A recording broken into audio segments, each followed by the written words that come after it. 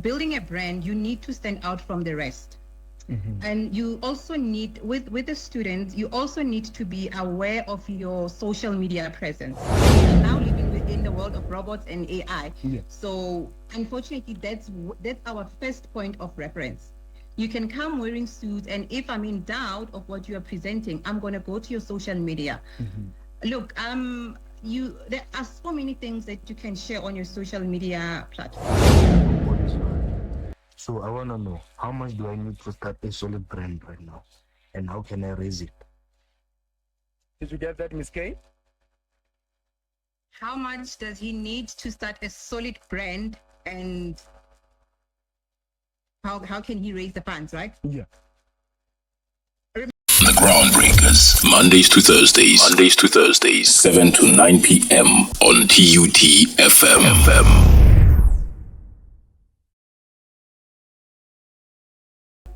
It is definitely 20 minutes before the hour, 8 o'clock, and I have to remind you that you are listening to TUT FM 96.2, amplifying voices, empowering lives. And ladies and gentlemen, this is the Groundbreakers, and definitely Plug a Graduate.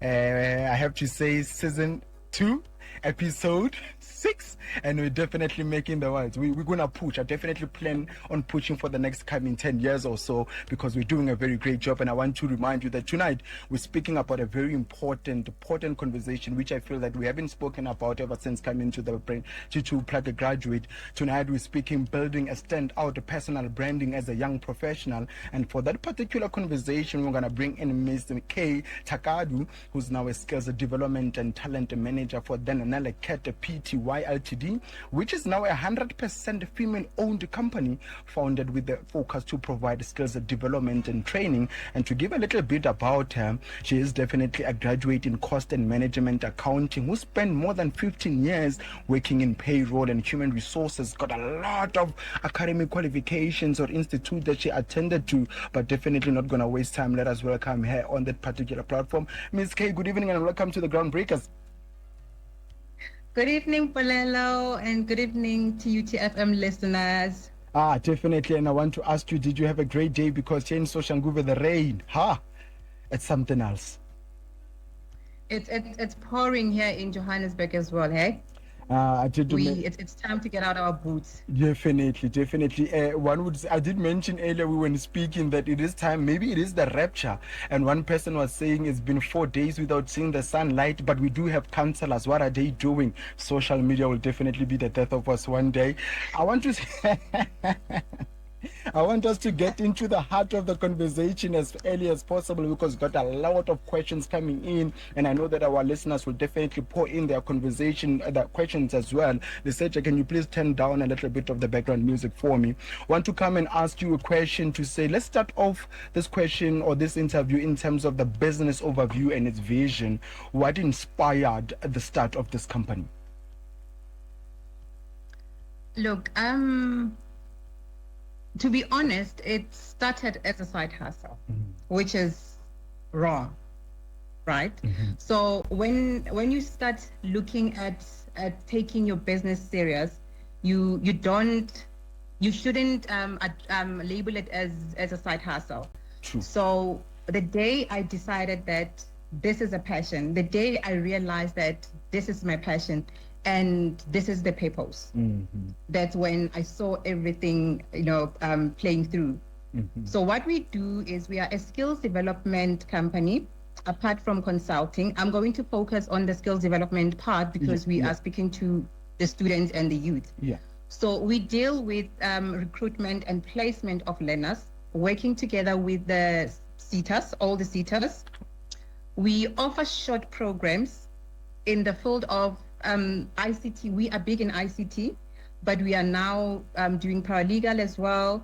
So we do short courses, we do skills programs, learnerships, but the main purpose and the mission is to bridge the gap between unemployment and the student life and the workplace. That's the gap that we want to bridge.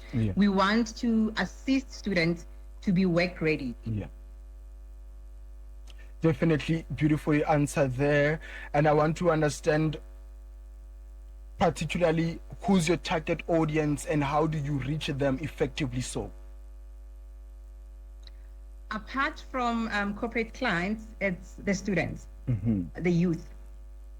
It doesn't have to be a student, but as long as you are a youth, because there is a potential for learning. So anybody with the eager to learn is our target market. Let me try to put something properly here so that I can see.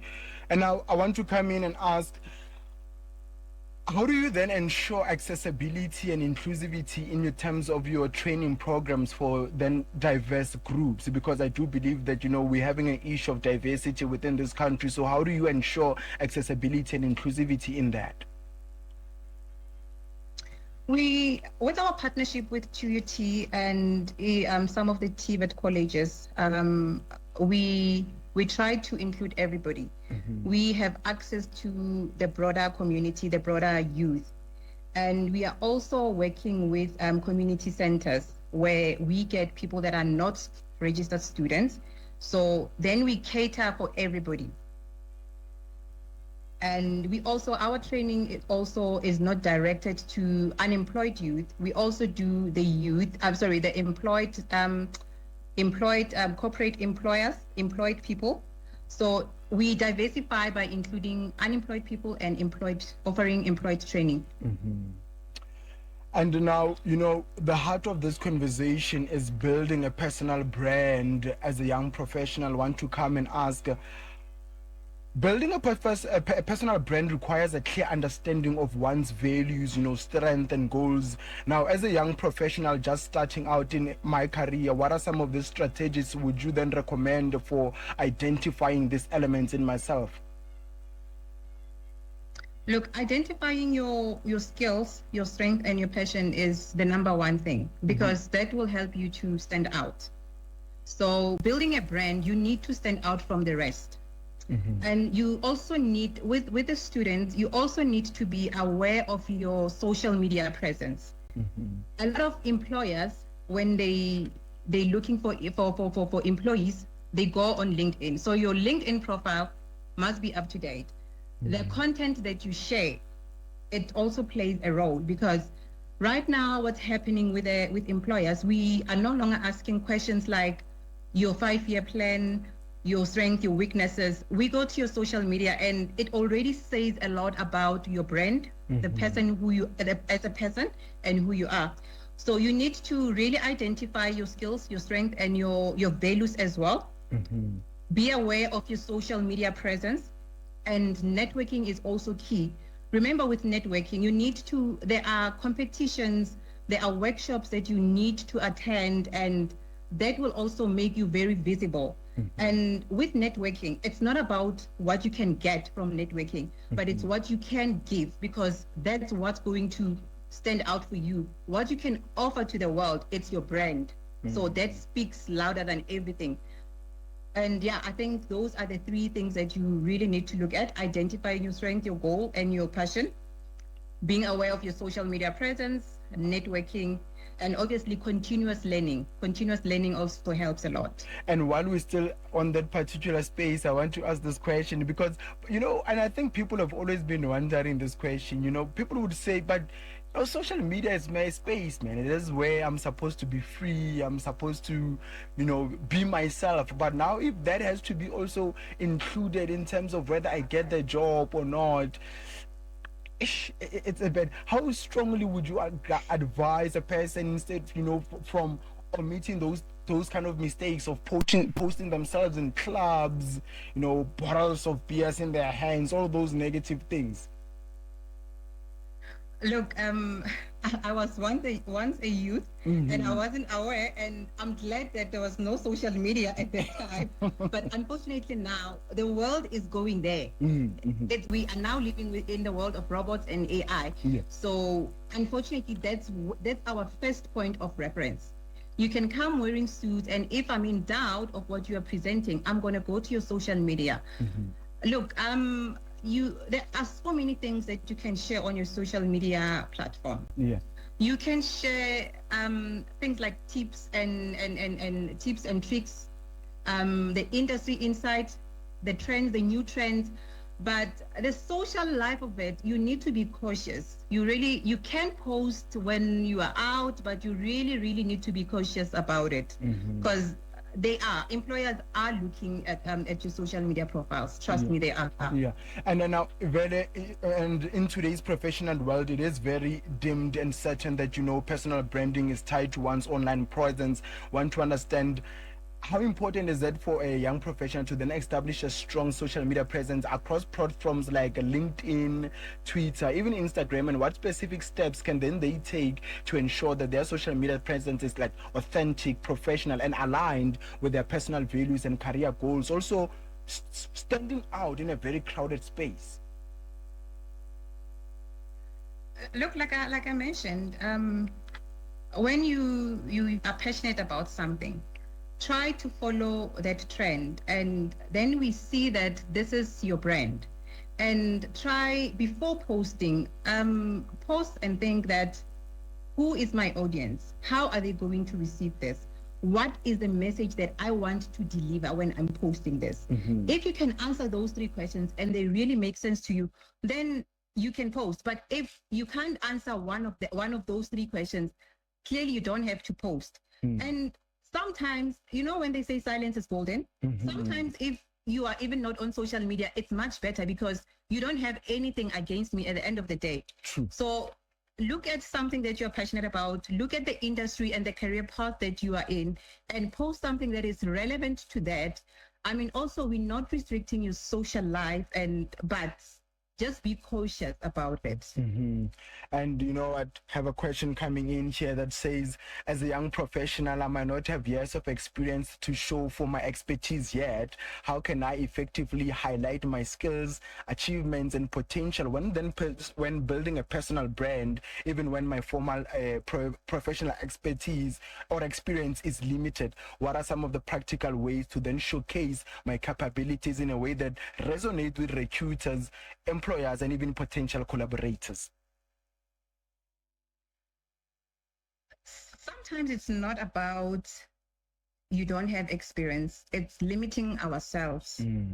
So I would advise that if you're in doubt, or even if you're not in doubt, have a mentor, somebody with more experience than you. Even if when you're unemployed, it can be a lecturer, a tutor, whoever is around you. And those people that are well informed in that career path of what you can post and how you can put yourself out there on social media. I need to be fair as well. If you don't have experience, that's what employers, sometimes it's a mistake that we do. We expect more from university students, and it's really unfair. It's unfair, because really there's no experience. And I would suggest that your personal brand needs to speak for you in this case, because you don't have experience. You cannot lie about experience that you don't have. So your personal brand, and just be vocal about what you are capable of and what you can offer, because we need to shift from the experience that you have, because you don't have experience, but look at what can this person offer. How does he stand out from the next person, the difference between that. So do not really focus on trying to polish something that is not there, rather focus on what is there. What is it that you can offer? Sure, definitely beautifully said there. And you mentioned something about, networking, and one would say networking seems to be a crucial component of building a personal brand. But as someone who just starts out, it then can definitely feel overwhelming. How can then a person, develop a genuine network of connections early in their career without even seeming self-serving? Networking, even your peers, it's networking. When you in the ICT space, there are hackathons. When you enter those hackathon competitions, that's networking. And when you go to an event, try to speak to someone that you don't know and find out what they are doing. And you'll realize that actually this person is probably maybe in doing something that is in line with what I'm doing. Try to be visible. Try to attend these competitions. Sometimes you don't even have to be part of the competition. You can go there to observe. And when they say knowledge is power, just go to observe and gather knowledge, and that can also go a long way. Have a mentor, request feedback. Your peers also, they are around. I mean, you know, in class, there's always that smarty pants. Spot that person. Just be present. And, you know, many professionals are advised to build a personal brand that speaks to the desired career trajectory. One says, how can I go about aligning my personal brand with the kind of roles I aspire to, also remaining flexible enough to pivot or adapt my brand if my career interests evolve over time? So basically the question here is then, how do I ensure that my personal brand remains relevant as my skills, interests, and industry knowledge grow and change? Remember, with personal branding, you need to be authentic and you need to be consistent. So it can't be out of whatever that you are doing. It has to be in line, because you are authentic and you are consistent and you are very intentional about what you are doing. So you need to align your career and your brand in such a way that it becomes commercial. It makes money for you. So I would say remain authentic and consistent and really identify your purpose. I'm not sure if I answered you there. Yes, definitely. You know what? I'm having a little bit of technical issues coming in from my side, but I think from that particular side, everything is well. I would like us to take a very quick ad break and we'll definitely come back from that. It is definitely 2 minutes after the hour, 8 o'clock, and just like that, we are back. Miss Thakadu, you still there? Oh, this is me. I did this. All right. Miss K, are you still there? Yes, I'm still here. Definitely beautiful, man. I'm sorry for that abrupt disruption. There's something that I had to fix it, but we are definitely back online and everything is all right. Now, we were speaking about... and I was about to ask you this question to say now, in your own opinion, since we are still on the issue of personal branding, what is the biggest misconceptions about young professionals having to build their own personal brand?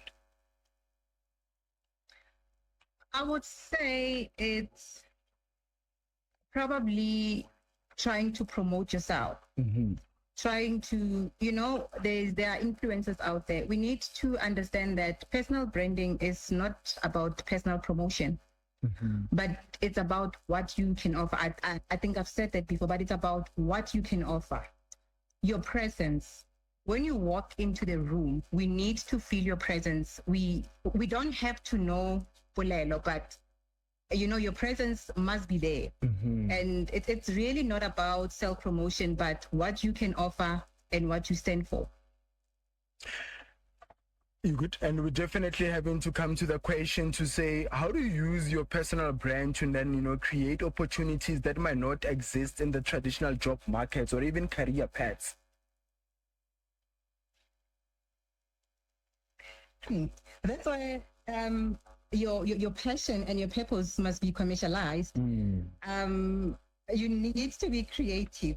You know, I mean, my purpose may be different to yours, and you need to be confident about what you are selling. You need to believe in your brand before we can believe in your brand. You need, I mean, I'm going to say authentic, to be authentic as you can be. I'm going to repeat this word, I think, throughout the interview.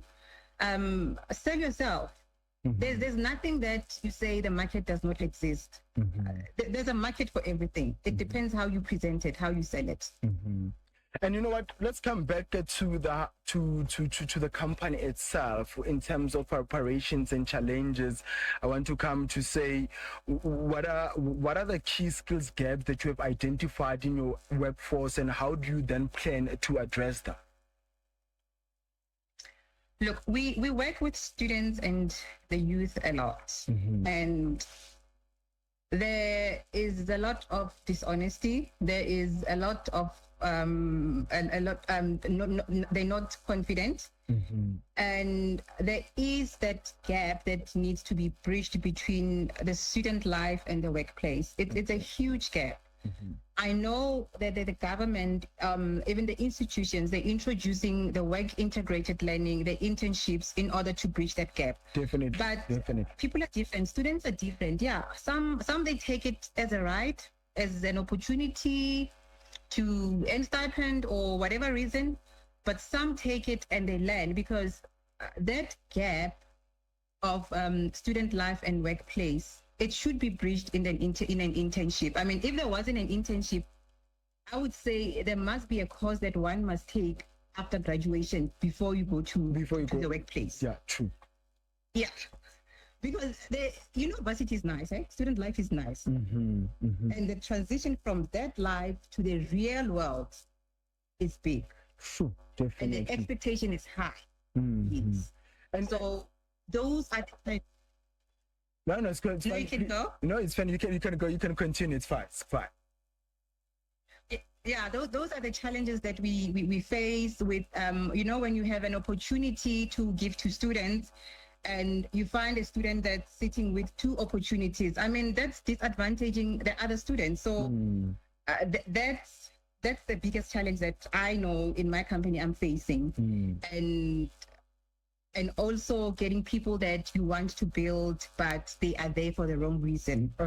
Definitely said. And when you speak of opportunity comes in to say what types of learning opportunities or certifications are then available to employees to support the career development within the company itself. Look, with me, the career development that they have, the students that I've had, it's the interactions that I have with them. It's not formal training. I know there are institutions that offer such trainings. I know within institutions as well there are courses like that. But with my students, it's a one-on-one basis, and it's an everyday thing that I coach. My student knows. I always tell them that I'm not training you for a workplace to be a professional. I'm training you to be entrepreneurs. The goal here is not for you to find a job after here. The goal here is for you to run Your own company. run with the ball after. So Yeah. We're not all going to be entrepreneurs, but you need to have a bigger goal, a bigger vision than what is in front of you. You need to look further. And one can then ask, if you are then giving them that kind of leverage or opportunities, what qualities and skills do you look for when you are hiring new talent into that particular company? I need a team player. I'm looking for people that are team players. I know it's hard to identify that, but the interviews that I have, I want to get to know people. I want people that can complement me. I mean, just to put it out there, I'm not good with Microsoft Word. So if you come to me, I interview you and you say, my strong skills, Microsoft Word, you are hired. You're hired. So I need people that can complement me. People who are team players. Yeah. I'm sure if my students are listening, they'll tell you I'm not a strict person. Easy to go with. So somebody who can adapt.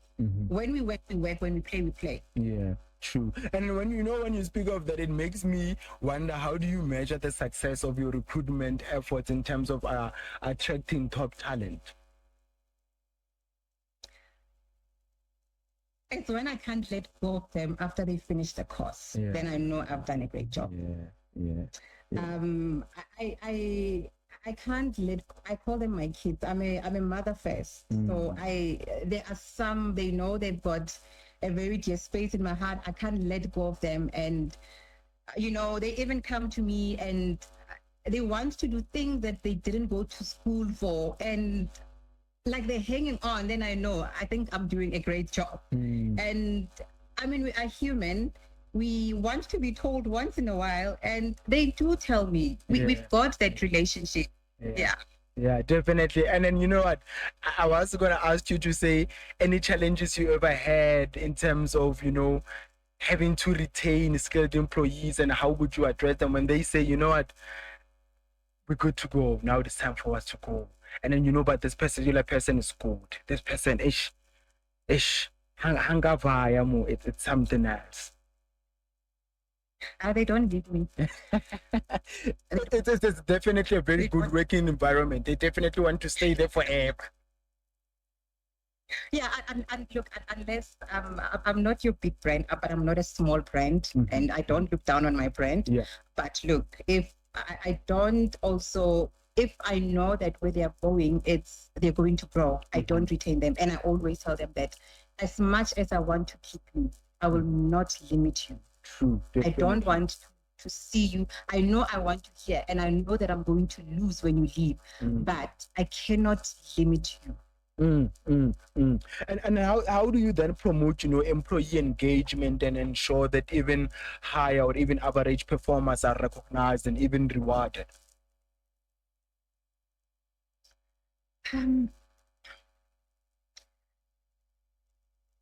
It's a bit tricky. It's a tricky one. It's a bit tricky. When I reward everybody. It's not selective. Yeah. Because you don't want to create that in the job, in the office, that somebody is probably the teacher's pet or the boss's favorite. But when I reward all of them equally, and yeah. No, I understand. And I told you that some of others subtitles that we bring into the conversation, balance by finance and growth, and even customer and market. Now, when I come into the terms and finance growth, I want to understand what are the key factors that have driven the company's growth. It's partnering with the big companies. It's delivering good programs with the SETAs and being recognized by big companies. I know it's not free advertisement, so I won't mention the names, but partnering with big companies, being recognized and being approached to run their training programs, that for me, it was growth enough. It shows that I'm impactful and I'm doing something good. Without mentioning names, it's one of the biggest unions, mining unions. You know how tough that is, especially for a young lady like me to deal with that. It's tough, but look, I'm flourishing there. One of the biggest cellular network companies, I won't mention the name, but it's one of the top 3. So for me to partner with such companies, for me to be identified by such companies to run their programs, it's obviously it has to add commercially with financially and the growth as well. So that really it has impacted our growth in the company as well. And before we then continue with the issue of personal building, we're still going to focus on some of these key questions here, and then we'll go back into the terms of personal building. And as a company, you start out, I think there's the issue of financial challenges. How did you overcome that? When people tend to think about starting a company, we think about capital, and that sometimes makes us lose effort in terms of making it, because money is always a challenge. I know that there might have been some financial challenges. How did you maneuver over that? How did you manage those? Look, for me, this was a passion that I had for years. And when I had it, I didn't have money behind it. It was something that I wanted to do without money.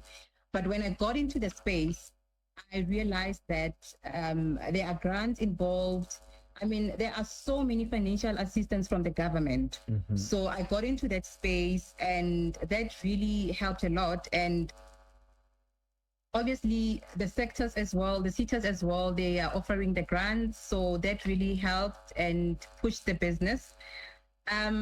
With the day-to-day running of the business, you have to save. Saving is something that it's tricky, especially when you don't have money, you don't have capital.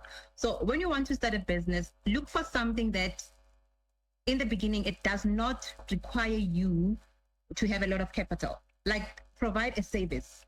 Providing a service, it's offering yourself. So most of the time, the cost that you need will be your internet, your transport cost, but your minor cost. And you will grow from there, and you need to be financial literate when you're running a business. There's nothing embarrassing than not paying somebody their salary on month end. It's very disrespectful. And me coming from a finance background and a payroll background, I think that really helped me a lot. I knew that it's saving, it's services. I didn't require that much of capital when I started. So I would really not give a proper advice there. Yeah. Yeah. Very understandable. Very understandable. And when it coming into consumer market, but how do you ensure that you are meeting one's or the client's need? Look, you are given a spec when you start your project, and the aim, the end goal is to deliver. So my motto is deliver. I do not take a project that I know I will not be able to deliver. So I make sure I put in time. I put in time, but because I'm in a space of doing something that I love, I don't even see when I sleep at 4 a.m. and wake up at 6. I don't see it. But you need that dedication. Clients are clients, you need to deliver. You need to show up and show off. There's no excuses. Definitely. And one can then ask, and I'll take this one last question coming in from your side, because I wanted to get an understanding of how you do things and say, what role does customer service play in your business? And then definitely we'll jump back into the personal branding. What role does customer service play in your business? A very big one, hey? Because that's customer service. It's branding on its own. Yeah.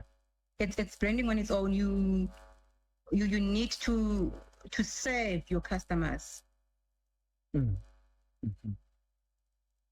It is definitely 20 minutes after the hour, 8 o'clock, and we are back. Miss K, I do hope that your internet connection is proper now, because we had some glitches there. But I do think it is the weather, though. We cannot really complain because the weather's not on our... Possibly. Yes. But we've got 2 voice notes coming in from our listeners. Please do take a listen to them and eventually answer them. Please do stay on the line. Polelo, Madisa, and our awesome guest K, I have a question. What is the key steps I should take to build my brand awareness? Thank you. It's Polelo, Madisa. Did you get the first one? Yes, I think the key steps to build brand awareness. Did I get it right? Yes. Okay. You need to identify. I didn't get your name. I'm so sorry. The line was bad. But dear listener, you need to identify your value, what you stand for, your passion. You also need to be consistent and authentic and relevant and intentional about what you want to deliver. Like I said, clean up your social media presence. Network in the industry where you are in. Try to do as much networking as you can. Try to be relevant, attend workshops or take short courses, whatever it can take. And just be yourself and authentic and consistent and push. You must stand out, you must push until you see through it. Beautifully answered there. We do have another one. Please do listen to it also. I hope all is well. So I want to know, how much do I need to start a solid brand right now? And how can I raise it? Did you get that, Miss K? How much does he need to start a solid brand, and how can he raise the funds, right? Yeah.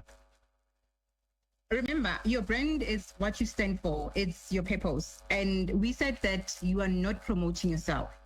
So there isn't any amount of money that is needed. We are not saying go change the way you look and get a new wardrobe. It's about cleaning up or polishing up your personality. So there is no cost there, but just to do a little bit of an introspection, because you can lie to us, but you cannot lie to yourself. Do a bit of introspection. It does not cost any money, unless we are talking about different branding here. But if it's personal branding that we are talking about, it's about self-introspection. It's about what you can give, what you can offer. So there is no cost for that. Definitely answered.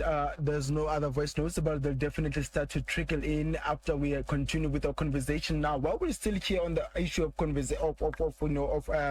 personal brandings, how would you recommend one would handle a setback or a fail in your career while trying to maintain a strong personal brand? Look, we all face challenges at some point, but how we deal with them is what will determine our destiny. We cannot cry forever. You stand up and you soldier on. We don't focus on challenges, but we look at, for every challenge, there's a reason why it happened. It happened. There's a purpose. There's a reason. There was a lesson that you were meant to learn. So the minute you identify what the lesson was, you'll be able to go forward. But we don't dwell on challenges. We take challenges as lessons and we soldier on. Definitely, I love that. We soldier on, definitely soldier on. And having my phone here, I'm reading a question that comes in from someone who stays, didn't mention their name, I don't know why, but they're coming in from Soshanguve Blocker X, and they're saying, can then someone build a standout personal brand without being an extrovert or putting themselves in the spotlight?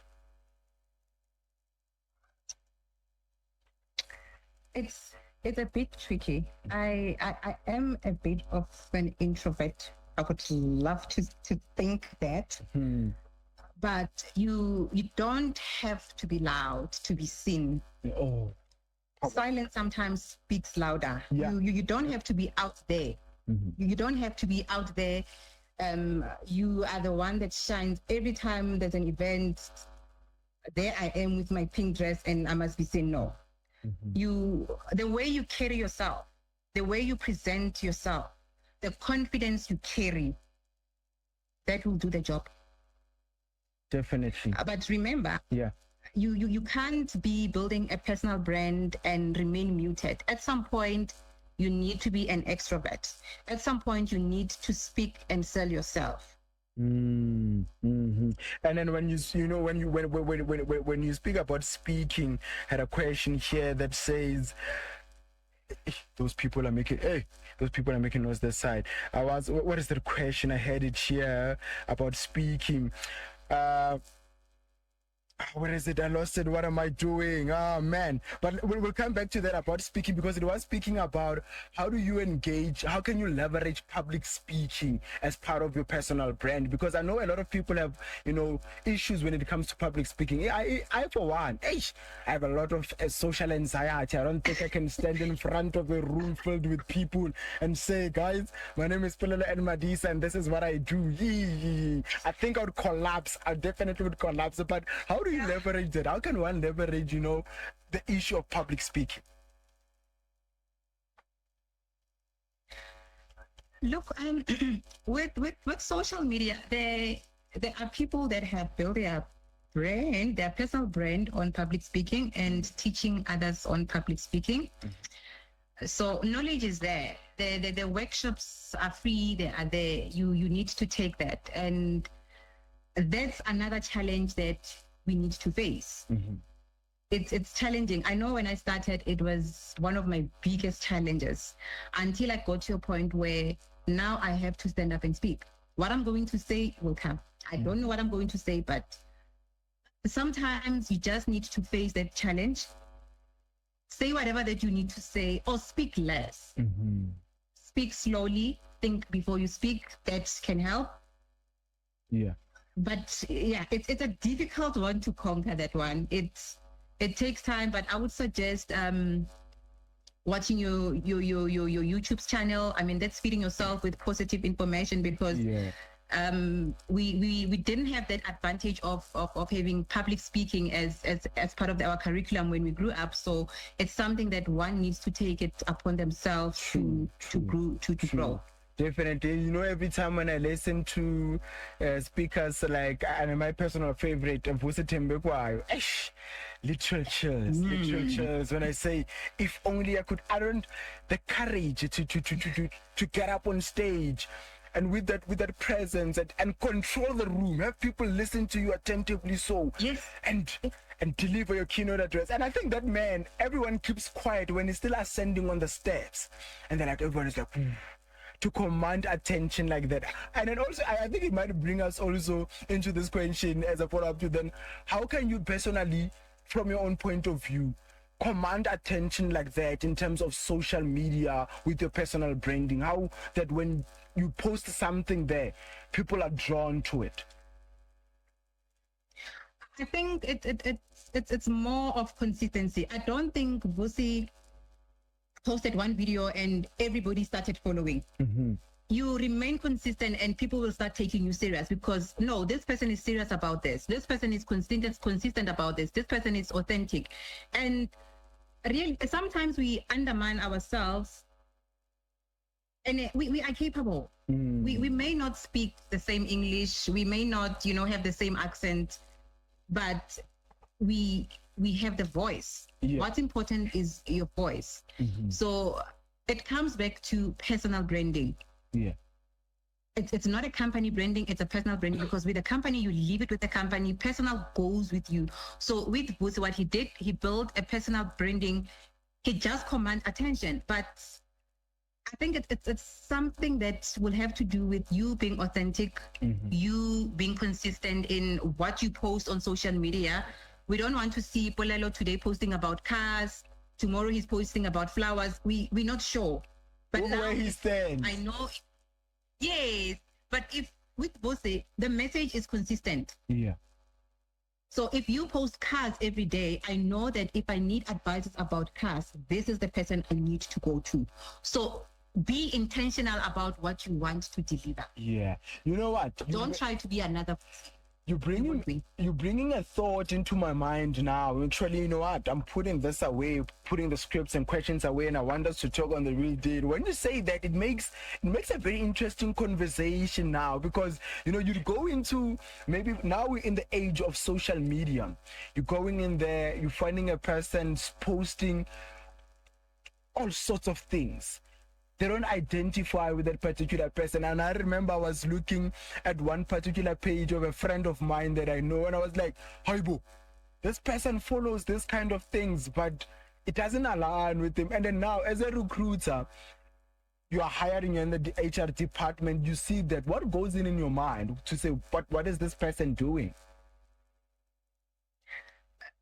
Look, as a recruiter, if I see that post, unfortunately, we go back to that saying that first impression lasts, because that would be the first impression of you. I do not have your background to try and justify that, oh, maybe this was one of the jokes that he wanted to post. It says a lot about you. Hence, I said in the beginning that before you post, think about what is the message that you want to deliver. Yeah. What are your audience? Look, I've got millions of people on my phone list. So I need to consider that, well, is it racially appropriate? Is it economic appropriate? Is it socially appropriate? If I have those doubts, I don't post at all. So you need to be really careful because just that one post can cost you a lot. Definitely. Just that one, it's not worth it. And now I want to come and ask, we spoke about a lot of things coming in and was definitely going to speak more about personal branding. Want to know, are there opportunities within the company that the graduates that are listening in that can definitely be on the lookout for? Yes, there are opportunities at the moment. Some of them have been filled. Some we are still in process. But we've got the current one that's open at the moment is for Wheel graduates. And this one is only for TUT students that are doing information technology. So that's the current one that we have. And the other one is TVET students that have NQF level 5 and needs the 18 months Wheel program to graduate to NQF level 6. So that's the current opportunity that we have now, and I know in the future there's CompTIA short program courses that will be available, so they need to be on the lookout on our website around April and May. And now in April and May is definitely where more people will then be graduating, because it starts there, the autumn celebrations in TUT starts there. Coming in for TUT students, that the opportunities are open for them. What kind of a candidates are you looking for? And now, because we're speaking about personal branding, what should their personal branding look like so that you'll be saying, yeah, no, definitely this is the one. Look, remember now it's real. So now this is where our responsibility are to shape this person and build a proper personal brand. Now Polelo is my responsibility. I don't think at that stage Polelo is even thinking about personal branding. This is where I need to shape Polelo. Yes, So true. I want them raw. Yeah. I want them raw as they come, as long as they know they need this thing, they know the end result that it's needed. Yeah. I always say I like working with people that knows what are the end, what should the end result be. Yeah. If you know what the end result should be, then we are good to go. Your branding already it speaks for yourself. But in this case, I strongly believe that the personal branding responsibility lies with me in the 6 months that you are with me. Yeah. It lies with me, and thereafter, then it's you. Then you need to go and sell it to recruiters. Yeah, and there are certain voice notes coming in from listeners, and I want you to take a quick listen to them, then eventually continue. But before we get to them, one question I wanted to ask about the criteria. How are you going to evaluate them? Because a person would then come with, I don't want to say an average my total score, but what criteria are you using to then take on those applications that are coming through? Firstly, they need to meet the CETA standards, which is you need to have that will as a requirement. You need to be a South African. You need to be a TUT student. And in terms of the things like your marks and everything, some people, not all doctors got 60% or 80% in school, hey? Yes. So sometimes you get somebody with 80 marks, but when they go to the job market, they can't perform. So we look at personality, the eagerness to learn, the eagerness to grow. And some people really, they are going through a lot for them to attain those bad marks. So this is where you assess, you really assess the eagerness to learn. I think that's the most important thing, the eagerness to learn, because when you're working with somebody who's eager to learn, you can get anything out of that person. And I love you that can plant anything.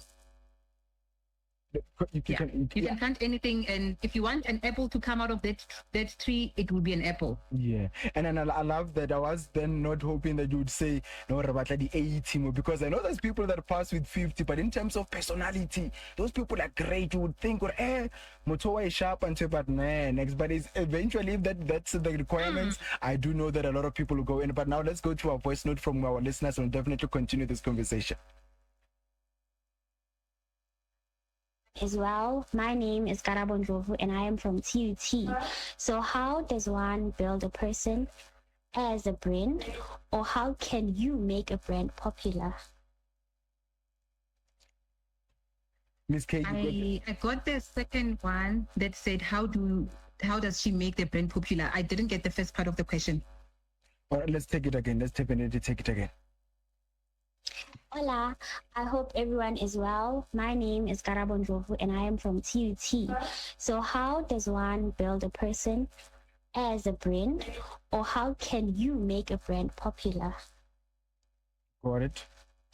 Okay. The first part of the question is a bit confusing, but I know it's about how to build a brand. Yeah. Along those lines, right? Yeah. Yes. Look, this branding question comes out a lot, and I still have the same answer. You identify your value, identify your purpose. Once you know your purpose, it's going to be effortless to be authentic. It's going to be effortless to be consistent. And once you are consistent, once you are authentic, you will stand out. And that should be your personal brand. Find something that you stand for and stand for that. Be intentional about what you stand for. And I mean, that's building your personal brand. Because you are young, I will still go back to social presence, because that's the challenge. And I know it's a difficult one to move away from, but it's a sad reality. True, definitely. And also equip yourself with different and new skills. Be relevant. Yeah, true, definitely. Definitely. Let's take another one and we'll definitely continue with our conversation. Greetings. I hope everyone is well in this cold weather. How does one find the appropriate brand to start and make that brand work? How does one find an appropriate brand Yes, and make it work. and make it?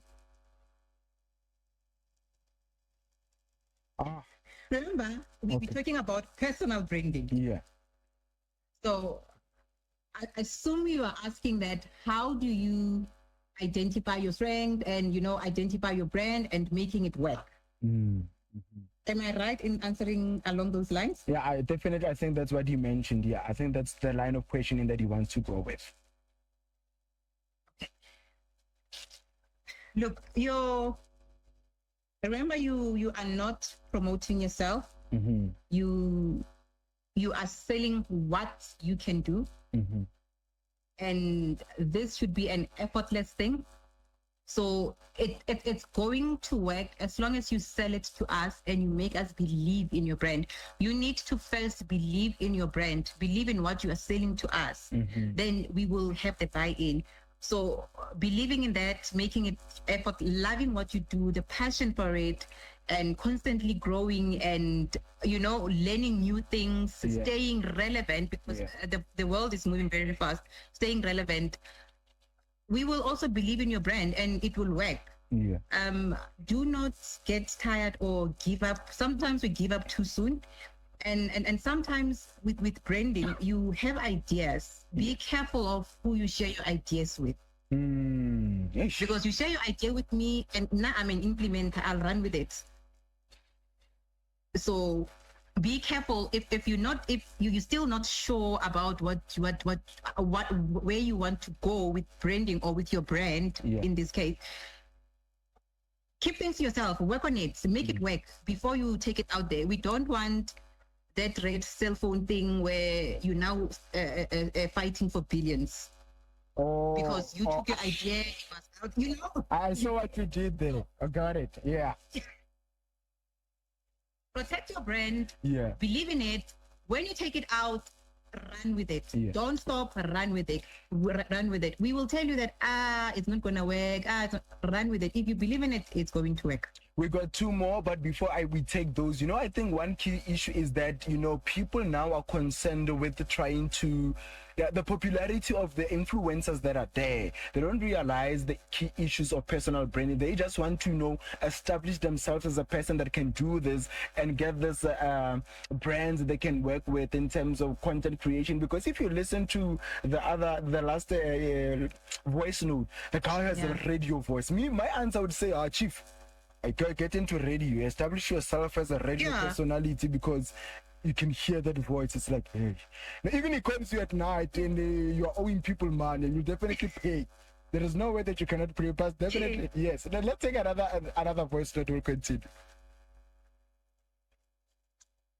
Hi, Kay. I hope you are good. And I know it's cold, but I hope you didn't catch a cold. So I have a question. How does one design a good-looking brand, and what are the steps to take to make it popular? I think it's a one question, but it's asked in different forms. Yeah.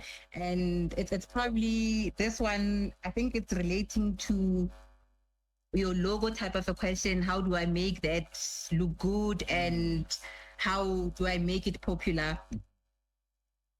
Look, it's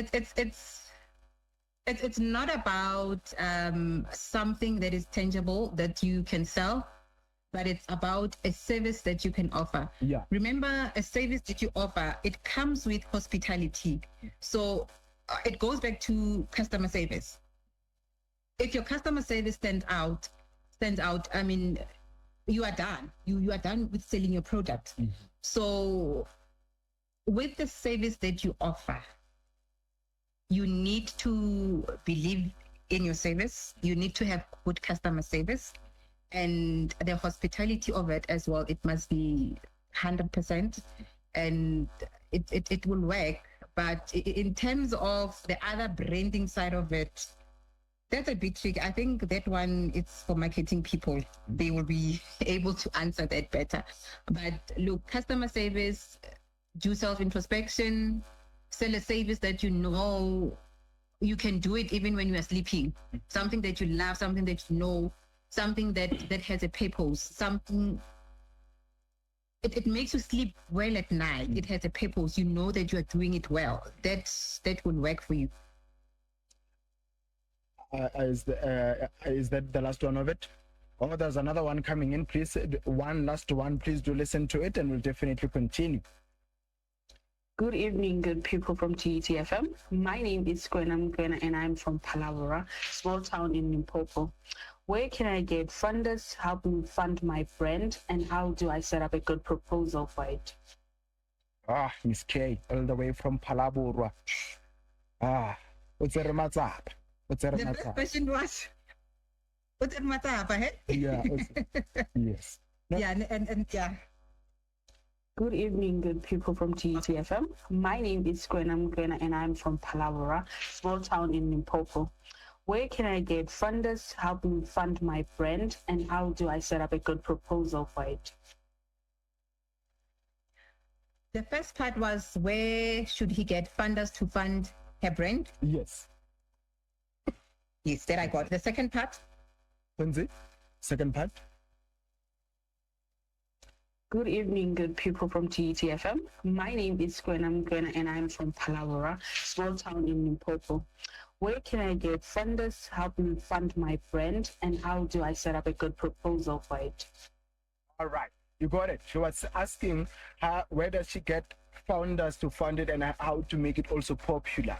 I think the key issue here is being popular. These people want to be popular. She'll definitely give them that type of, styles or tricks that you used to get where you at. That's what they want. They're after that, your personal skills that you used. So they want to be like you personally. A person calling in from Palabora definitely went into the internet and Googled you and said, you know what?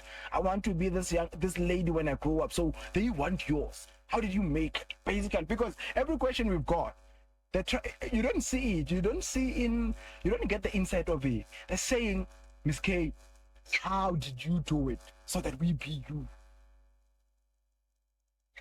Look,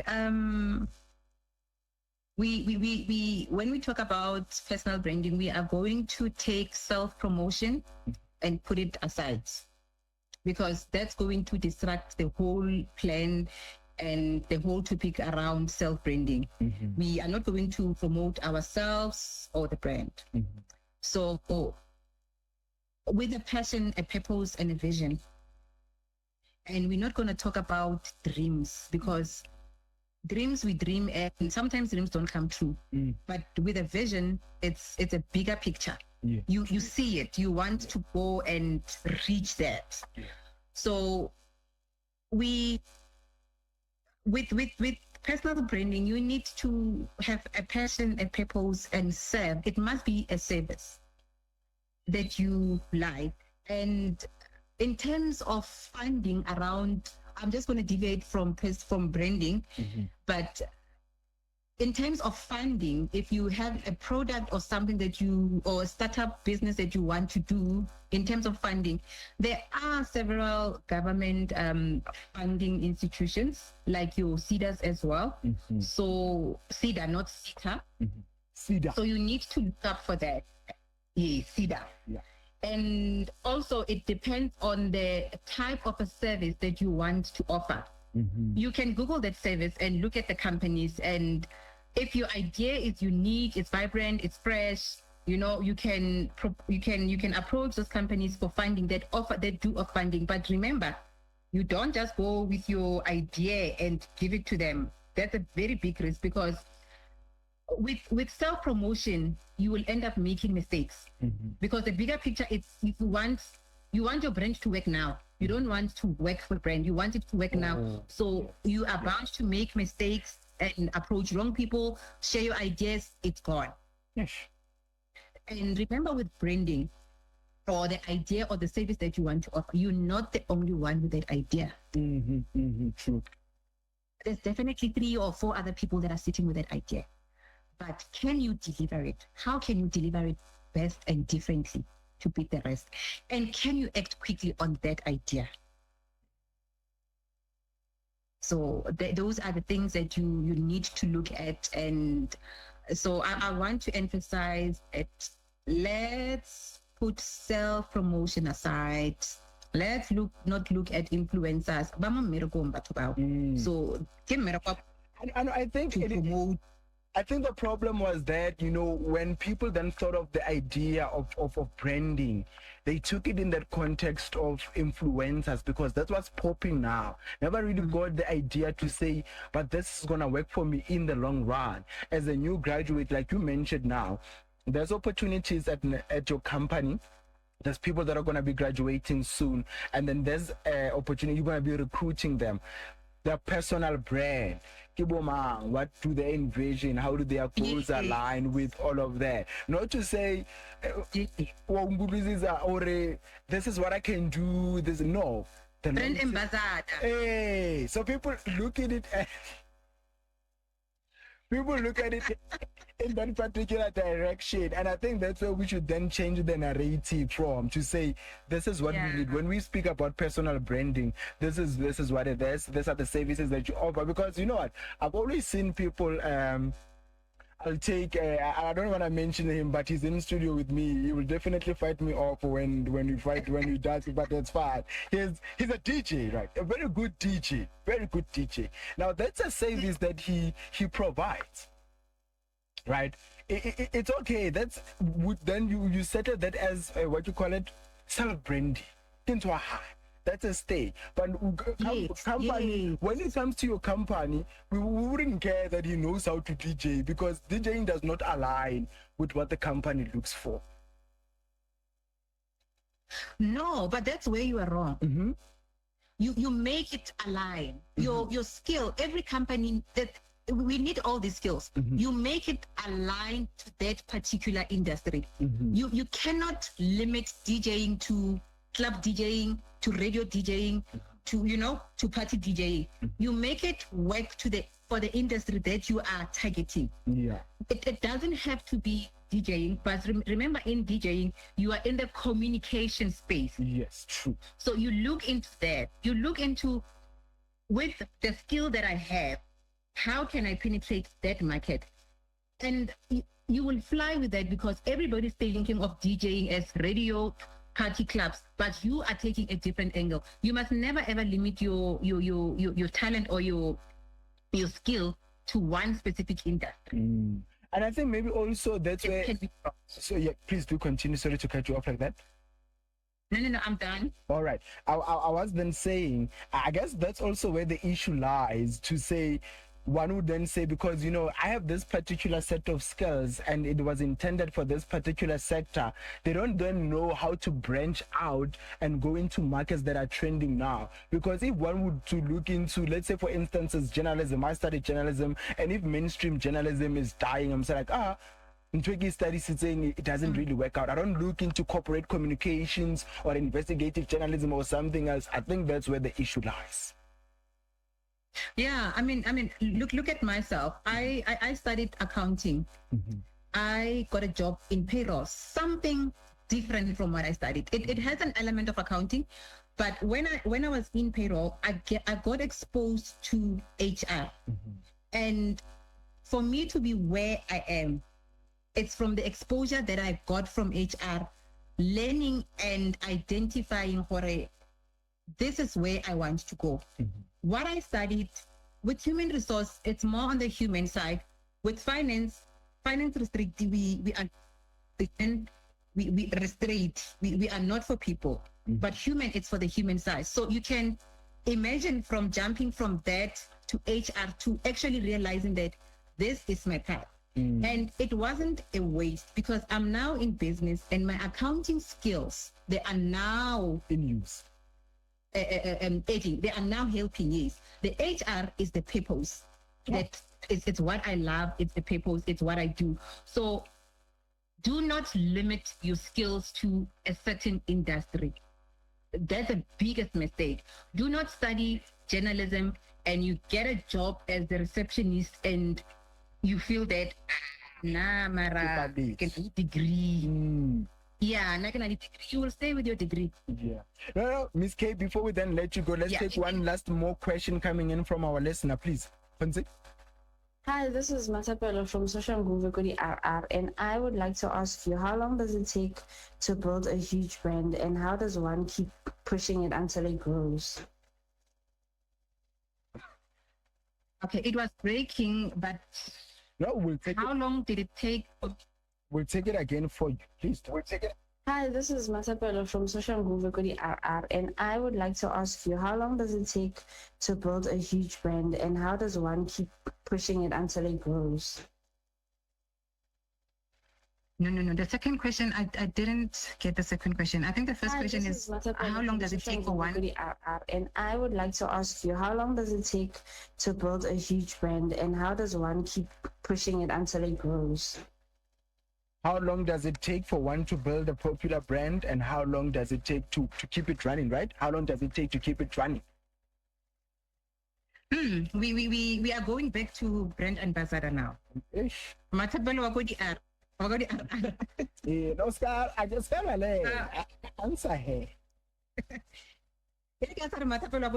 Matabelo, personal branding, it doesn't, there's no time frame for it. It's something that you constantly have to work on it. You cannot drop the ball at some stage, or you cannot be at a stage where you feel like, yeah, now I have arrived. Yeah. You can't. So you constantly work on it, and you will know when you have reached your peak. You will know when it's working. The feedback that you receive, you will know.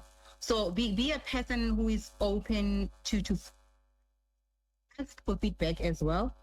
And you will know how long, okay, I'm still lacking here, then I still need 4 months to work on it. But we don't stop after reaching that 4 months. So it's a continuous thing that you need to work on. And then what was the second part in Matapelo? How do you keep it running? How do you keep it running? How do you keep it steadily strong on the ground? You work on it every day, hey? It's like I said, you can never say you've arrived, especially if you're working on a personal brand. You cannot drop the ball at any stage and say you've arrived, because once you've arrived, it means you stay there, you don't grow, and then they will leave you along the way, and then you need to catch up. So you work on it through and through. Miss K, because of the time, I definitely do think that I have to let you go. Can you please a little bit, Abuti? Yes. Because time is not on our side, I think I have to let you go for this evening, but I don't think this should be the end of our conversation. We're definitely going to make something work out next week on the Groundbreakers. I'll definitely try to pen all these questions coming in from listeners and structure them in that particular essence of personal branding instead of one being a brand ambassador, and we'll continue that conversation. But for this tonight, for this evening, I want to say thank you so much for making time to speak with me here on TUT. Thank you so much for having me, Polelo. Definitely, lovely. Definitely, ladies and gentlemen, we're about to close off this ship. I'm closing it, and I want to give gratitude and acknowledgement to the following people: Dr. Roleno Brink, and coming in from a TUT FM station manager, Mema Hapa Tsilela, and eventually Metumelo Libian. And I cannot forget the wonderful Miss Meposhia Shalate Zavana and Mr. Alberto Sekhobela. A lot of people that I might miss out, but I cannot forget Matumelo Libiani, and also Khwentsumuli Feke Musimane Hape, the program's director and showrunner of this particular show. Senosha Liseja was handling the mid-morning connection. But yes, we do give acknowledgement to him. It's a piece of Kokwani and the content producer, Mr. Bongi. Ladies and gentlemen, my name is Polelo and Madisa. Hasta la vista, baby. The Groundbreakers, Mondays to Thursdays, 7 to 9 p.m. on TUT FM.